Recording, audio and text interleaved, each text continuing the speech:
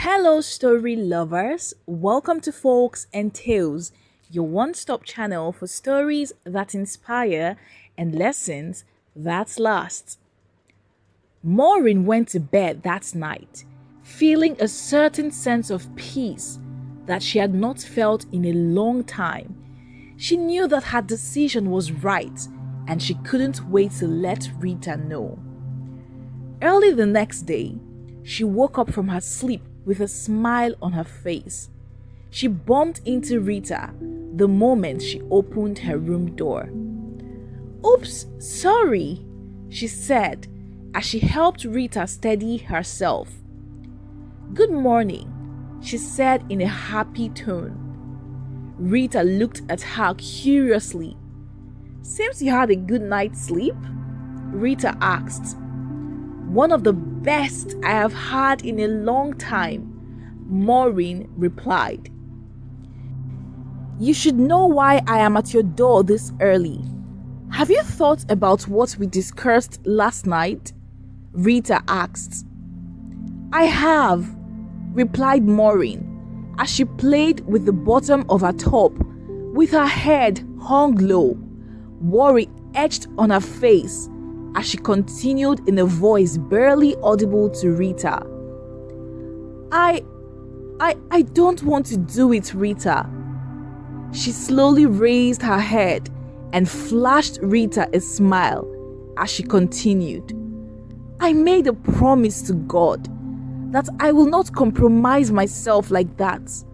I don't want to go back on my promise." "Okay," Rita replied with a smile. "You can stay here for the rest of the holiday, but when school resumes, we won't hang out as much anymore." "I understand," Maureen replied. As Rita was about to leave, Maureen reached out her hands to hold hers.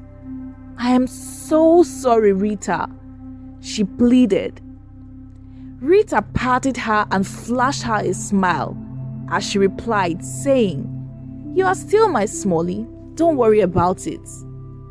Relief washed over Maureen when she heard that. She was so happy that she jumped on Rita and gave her a big hug. Tears welled up in her eyes when Rita hugged her back. Maureen felt so lucky to have found a big sister in Rita. She thought of her mom and how Rita had always been there for her. Her heart welled up with gratitude, and she silently thanked God for Rita. Maureen called Eniola afterward, but the conversation did not go as she anticipated. There was no anger or any form of emotion from Eniola. Maureen felt concerned and expressed it. However, Eniola just said she was okay. When the call ended, Maureen held her phone in her hand as she stared at it. She felt something was off with Eniola. She knew a lot about what Eniola was going through with her mom being hospitalized, as she had lost her mother shortly before going to school. She wanted to be there with Eniola. However, Eniola wouldn't open up to her, and there was nothing she could do about it. Days went by, and it was almost time for Maureen to head back to school. A week before school was to resume, Maureen headed to the shopping mall to get some necessities for school. She informed Rita, who was kind enough to give her some cash. Maureen was very happy and felt so touched that Rita still cared for her. When Maureen got to the shopping mall, just as she was about to enter, someone bumped into her while stepping on her toes. Maureen screamed in pain as tears welled up in her eyes. "Oh my God, I'm so sorry," she heard a voice speak to her. Maureen raised her head to look at her assaulter, ready to berate the person for this carelessness. But upon seeing the person, her words got caught up in her throat. Maureen was speechless. Tears trickled down her eyes, but she could see clearly. The guy standing in front of her was one of the most handsome guys she had met in her life.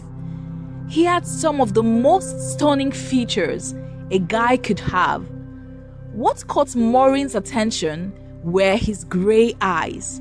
She felt like she was caught in his gaze, as she could not muster herself to stop staring at his eyes. "I am so sorry," he said, bringing Maureen back to reality. "Are you hurt?" he asked with concern. "It hurts," Maureen replied in a small voice, hopping on one foot. The guy came up to her, stretching his arm towards her. He said, "There is a small clinic here at the mall. Can I take you there to get checked on?" Yes, Maureen replied as she placed her small palm into his larger one. "Can you walk? I can carry you if you can't," he asked as he looked at her with concern in his eyes. Maureen's heart skipped a beat as she shook her head repeatedly, expressing her intention of being able to walk on her own. "I'm Joseph. By the way, I'm so sorry for hurting you." He introduced himself and apologized at the same time. "Maureen, my name is Maureen." Maureen replied with a shy smile. Joseph helped Maureen to the pharmacy, where the attendant on duty administered some ointment to her feet, which eased the pain. A painkiller was also recommended, which Maureen took instantly. After this, Joseph insisted on helping Maureen with her shopping. The rest of their time at the mall was filled with laughter.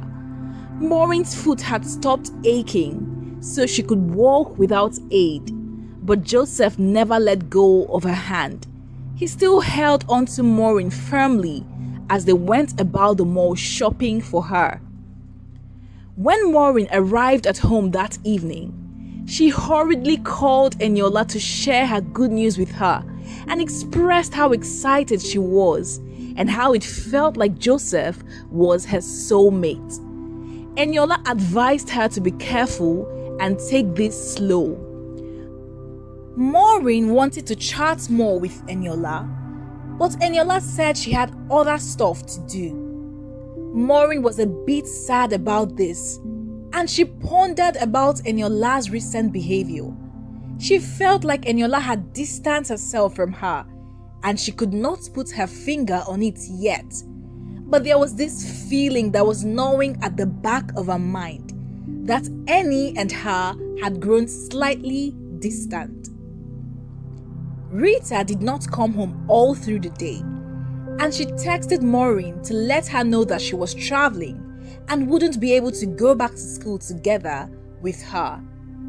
Maureen felt alone and a bit moody as she sent Rita a WhatsApp voice note with a detailed explanation of how she met Joseph and the feelings she had just begun to develop for him. Rita told her to be vigilant and have an extensive talk with him first, asking him about his intentions, and told her to be honest with him about their being together. Maureen was very grateful for this advice.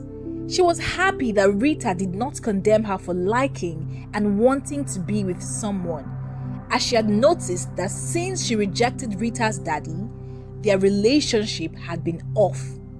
There was a distance that Maureen felt from Rita, almost the same one as she felt from Eniola. With Rita, she could understand why. However, Eniola's recent behavior puzzled her greatly. For the next couple of days, Maureen and Joseph became inseparable. Maureen was 19 years old at this point, and Joseph was in his mid-20s. He was older than her by a lot, and this was perfect for Maureen. They had officially become an item, and she now addressed him as a boyfriend. and he did the same to her. Everything seemed perfect to Maureen. She explained to Joseph the promise she made to God about not wanting to compromise herself because of money. And she also made him understand that she was not ready to be with him in any sexual manner, to which Joseph was extremely okay with and expressed his desire to wait for her. Soon, school resumed, and when Maureen arrived at school, she called Eniola, hoping to bond and know what had been happening to her. It has been a couple of days now, and she has not been able to reach her on the phone. This had greatly concerned Maureen, but to her disappointment, Eniola could not be reached on her cell phone. For the next couple of weeks, Maureen went to all her classes alone. Eniola had still not resumed school. Rita was out of the country, so Maureen was unable to reach her. What surprised Maureen the most was that she was unable to reach her on her WhatsApp too. These coincidences made Maureen sad, and she complained a lot to Joseph. Joseph was so sweet that he told her to focus on her studies, saying that they would call her when they wanted to. Maureen understood him and did as he suggested. A month after the resumption, Joseph gave Maureen a surprise. He got her an apartment at one of the best housing districts for students. Maureen was overjoyed and felt her heart flutter. She cried tears of joy and felt lucky to have a boyfriend like Joseph. Although she was saddened by the fact that Eniola was not there at this point, there was nothing she could do about it. Maureen moved into her new home, and it was the best for her. She had a privacy, which she cared so much about. Joseph always came through for Maureen. He got her everything she needed, and due to this, some friends became jealous and gave her bad advice, especially a girl named Kelechi, who used to be Maureen's roommate at the hostel. She always told Maureen to give herself to Joseph to secure her place in his heart. She stressed this issue as she said, "Maureen, your Joseph is now like eye candy to a lot of girls in your neighborhood. It's good that he's not a student, because if he were, you would have lost him by now. I suggest you give yourself to him to secure your place in his heart." Maureen dismissed this advice. She occasionally tried reaching out to Eniola and Rita on their phones and through social media, but all her efforts did not produce any results. The semester ran fast, and Maureen made sure that she wrote Eniola's name in every attendance. She wrote some tests for her too. 2 weeks before the exam week, Maureen received another surprise from Joseph, one that made her cry so hard as she thanked him continuously. Joseph helped her dad get a job. Her dad had been doing a lot of odd jobs, and Maureen had been able to help out a lot recently too. Her immediate younger sister was enrolled in school, while the two youngest ones were still at home. Joseph helped her dad secure a spot in an ongoing skill and acquisition scheme where he would be taught how to drive heavy-duty machines like tractors, bulldozers, and the rest of them. The scheme will also be responsible for giving them a job after the training. Maureen was so happy. She had received so much from Joseph, but she had not given anything to him. She started thinking of what she could do for Joseph and how she was going to repay him for all his kindness and generosity towards her. She remembered the advice Kelechi gave her a while back, and she steeled her mind that she was going to give herself to Joseph. At first, she kicked against this idea, But after a while, she convinced herself that it was the right thing to do.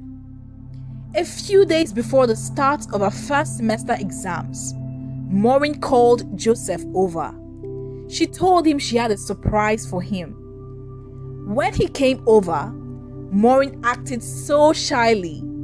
She was screaming in her head that it was a bad idea, but she had received so much from Joseph and she wanted to do this as a reward for him. She knew her reason was silly, but she went ahead.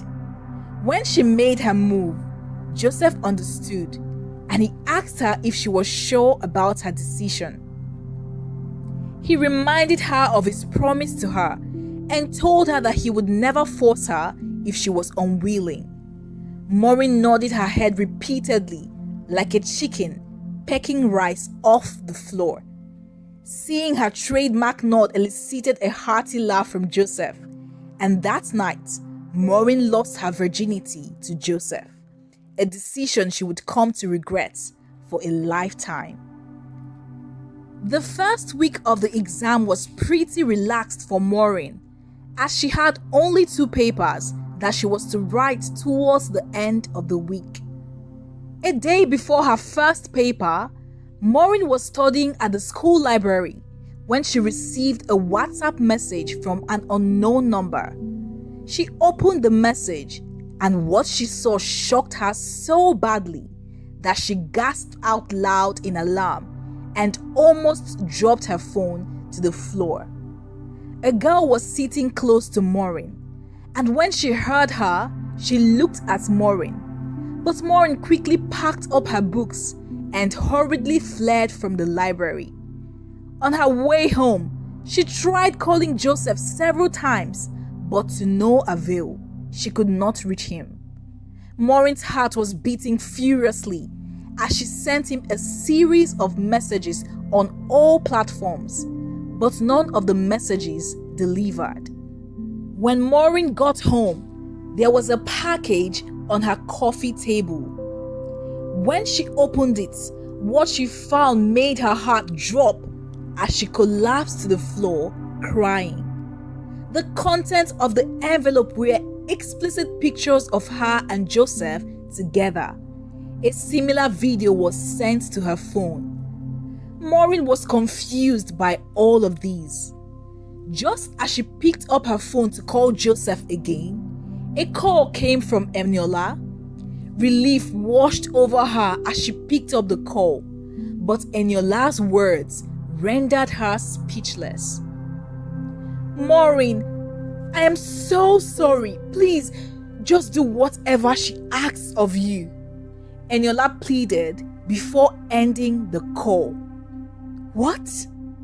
Maureen whispered to herself as she wore a confused expression. She tried calling Eniola, but the number was unavailable. Her instincts told her that something was off about the whole situation. There was a connection between the video she got and the call from Eniola just now. However, she could not understand what was happening. She continued to call both Eniola and Joseph repeatedly, but it was unsuccessful. That night was a sleepless one for Maureen. The next day, she felt sick. Her whole body felt heavy, and her eyes were swollen from crying herself to sleep. She had a terrible nightmare that the whole school saw the video, and she became branded as a prostitute. The dread she felt when she woke up sent her crying again, and she almost forgot about her exams.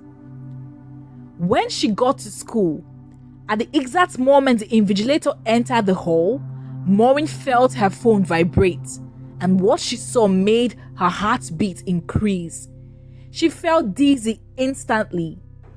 The same number sent her pictures and videos of her in her room, shower, and in all the pictures, she was naked. Some videos showed her dressing up in her room, walking around her house naked. Her vision went blank for a minute. Fear overtook her as she hurriedly sent a message to the number, inquiring what the person wanted. She was willing to do anything if they could delete the videos and pictures, but she got no response. Maureen went into a fit of tears, and concerned classmates asked what was wrong, but she was unable to concentrate. Her head was filled with various thoughts. She could not explain how she came out of the examination hall, nor could she remember what she wrote. For the duration of her exams, Maureen was taunted by the unknown sender with various pictures and videos. The whole examination period was hell for Maureen, but that was the least of her concerns. All attempts to communicate with the sender failed. Neither could she reach out to Joseph and Eniola. Rita was out of reach too. Maureen was alone in this. She could not bear it anymore. Her thoughts were all messed up. She considered ending it all, and she could not imagine bearing the shame of being the center of public humiliation. She isolated herself all through and only went to school when she needed to sit her exams. Maureen lost so much weight in a month. Food tasted bland in her mouth. Her eyes became sunken, and there was a vacant look in her eyes. Friends and neighbors alike became concerned, but Maureen shut herself up, neither explaining what was happening or asking for help.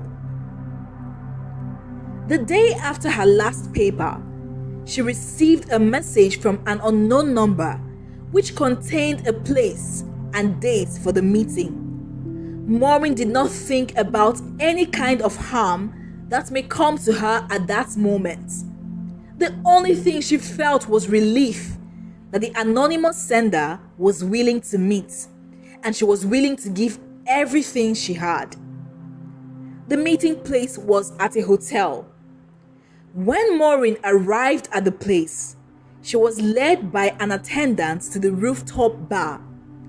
The whole place has been placed on the reservation as there was a private party being held there. Upon arrival, the first person Maureen saw was Rita, and standing behind Rita was Eniola. Upon seeing both of them, Maureen was excited, but as she took a step, she caught a figure from the corner of her eye. That figure was Joseph. She halted in her step. She inquisitively looked at Rita and Eniola, wanting to understand what was happening. Rita laughed when she saw this look. She walked up to Maureen, looked at her from head to toe, then sneered as she said, "It seems time apart from me hasn't done you much good." Maureen was speechless. She looked at Eniola, who gave her an apologetic smile, and looked away. Maureen could see the tears lingering at the corner of her eyes. She looked at Joseph, who raised his glass in a toast to her and took a sip before walking to Rita. He whispered into her ear and kissed her on her lips before winking at Maureen, then walked away. Maureen was shocked and speechless. Her mouth hung open as she watched the scene with a little bit of clarity, but she was still confused. Rita walked closer to Maureen and pulled her down the hall. Maureen did not resist. She just let herself be pulled, and Eniola followed them behind. They got to one of the rooms and entered inside. Maureen was still speechless. She looked from Rita to Eniola and back. "So you like fine boys?" Rita said mockingly. "Well, I don't need to talk much. You are a smart girl and should have figured out everything already by now." Your meeting with Joseph was not a coincidence. The lifestyle you've been living and enjoying was all funded by me," Rita said as she looked squarely at Maureen.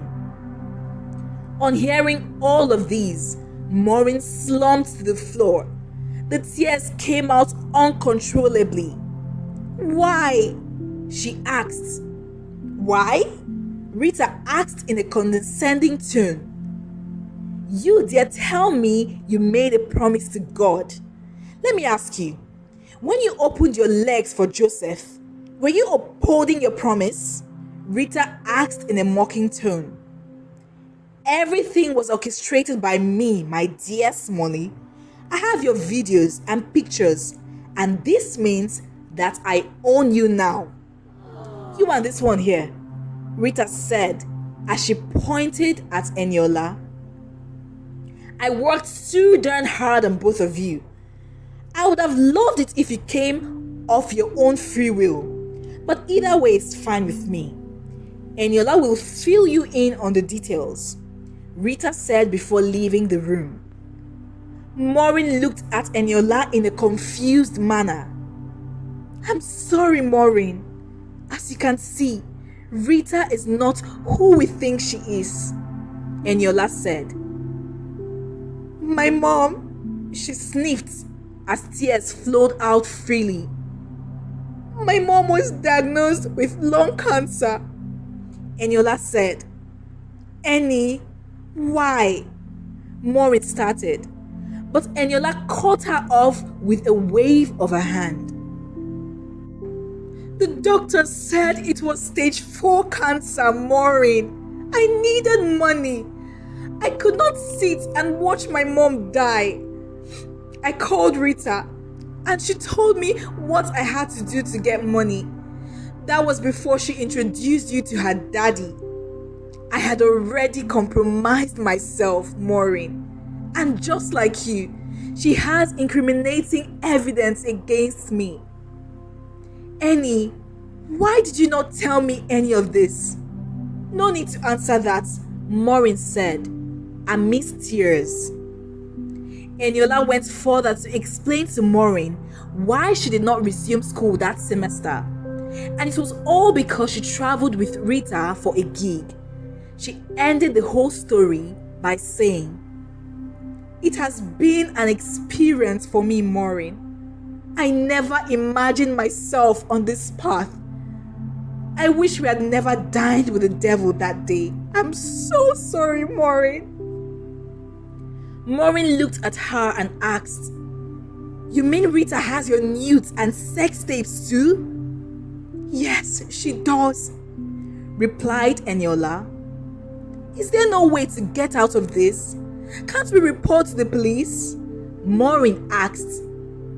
Eniola laughed when she heard this. "The commissioner of police knows Rita. He uses her services. How can the police handle this? I'm so sorry, Maureen." Eniola apologized once again. Maureen stood up, walked up to Eniola and hugged her. "It's not your fault. Eni, you should blame me instead. I brought us into this mess. I am sorry." Maureen apologized. The two girls hugged each other as they cried. They both found comfort in each other in such a miserable condition. But this was just the beginning of the hell these girls would go through in the hands of Rita. What will be the trajectory of their future? Find out in the next part. Thanks for watching, story lovers. Again, this is Folks and Tales. If you enjoyed the story, please give this video a big thumbs up, comment and share this video to other story lovers. Also, subscribe to this channel and turn on the notification bell so that you will be notified whenever we upload a video. We will be uploading intriguing and captivating stories multiple times per week. You don't want to miss them. Until my next one, peace and love.